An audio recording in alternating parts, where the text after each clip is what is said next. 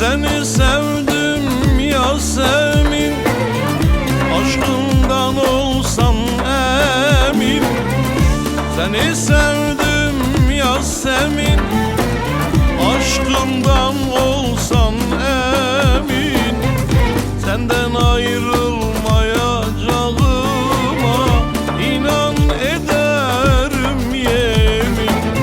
Senden ayrılmayacağıma inan ederim yemin. Yalanların çemberinde kaldım yine dert içinde. Bu dünyanın çilesiyle hayatı zor yaşıyorum. Zorla nefes alıyorum.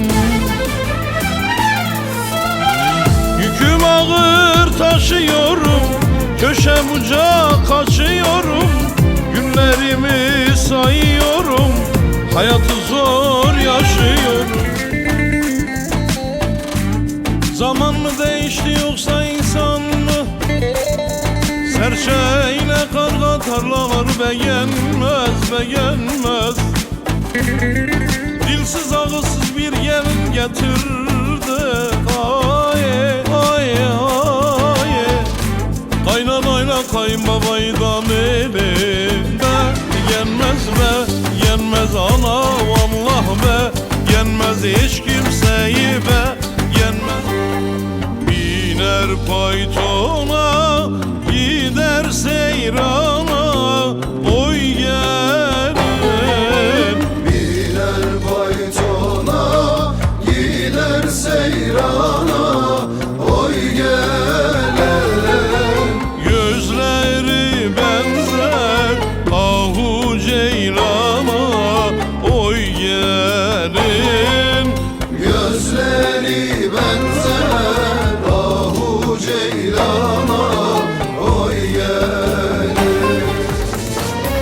Urfa şahit olsun senle sevdamıza,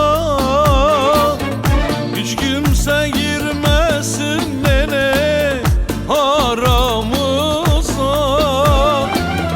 Dönmüş bu yüreğim mayın tarlasına,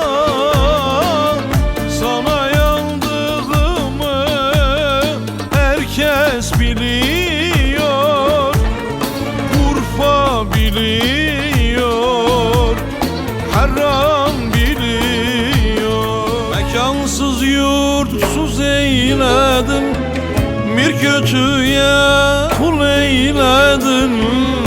Beni yaktın, kül eyledin, yeminim